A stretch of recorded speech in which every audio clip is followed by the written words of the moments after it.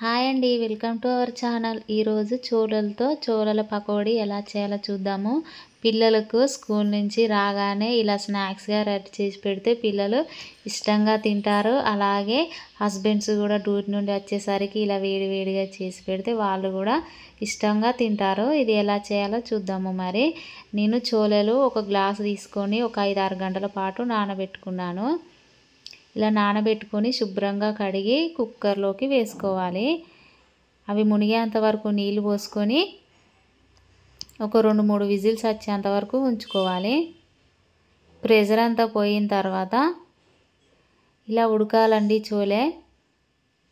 ఇలా ఉడికితే సరిపోతుంది. మనం ఎలాగో డీప్ ఫ్రై చేస్తాం కదా, మరీ మెత్తగా ఉంటే అంత బాగోదు.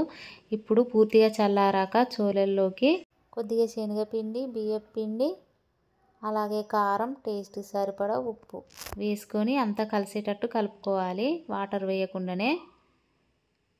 ఇప్పుడు చోళలు ఉడికించుకున్న వాటర్ ఉంటాయి కదా, వాటిని వేసుకుంటూ కలుపుకోవాలి. వేరే వాటర్ వేయకూడదు. ఆ వాటర్ వేస్తే టేస్ట్ చాలా బాగుంటుంది. ఇలా అంతా మంచిగా కలిసేలాగా కలుపుకోవాలి. ఇప్పుడు డీప్ ఫ్రైకి ఆయిల్ వేసుకొని అవి ఆయిల్ వేడెక్కాక కొద్దిగా పకోడీలాగా వేసుకోవాలి. మంటను మీడియం ఫ్లేమ్లో పెట్టుకొని ఫ్రై చేసుకోవాలి. ఇలా అటు ఇటు తిప్పుతూ ఫ్రై చేసుకోవాలి. ఇలా కొద్దిగా గోల్డెన్ బ్రౌన్ కలర్ వచ్చినాయి కదా, ఇప్పుడు తీసుకోవాలండి. మరీ ఎక్కువ ఉంచితే పూర్తిగా మాడిపోతాయి. ఇప్పుడు ఒక ప్లేట్లోకి వేసుకోవాలి. అలాగే మిగతా చోళలు కూడా వేసుకోవాలి.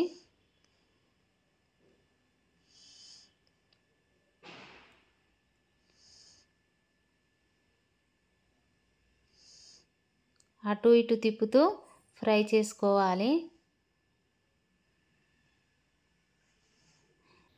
ఇలా ఫ్రై అయ్యాక తీసుకొని ప్లేట్లోకి వేసుకోవాలి. అంతేనండి, చోళల పకోడీ రెడీ అయిపోయింది. ఇవి వేడివేడిగా ఈవినింగ్ స్నాక్స్గా తింటే చాలా టేస్ట్గా ఉంటుంది. పైన కొద్దిగా చాట్ మసాలా వేసుకొని తింటే ఇంకా టేస్ట్ చాలా బాగుంటుంది.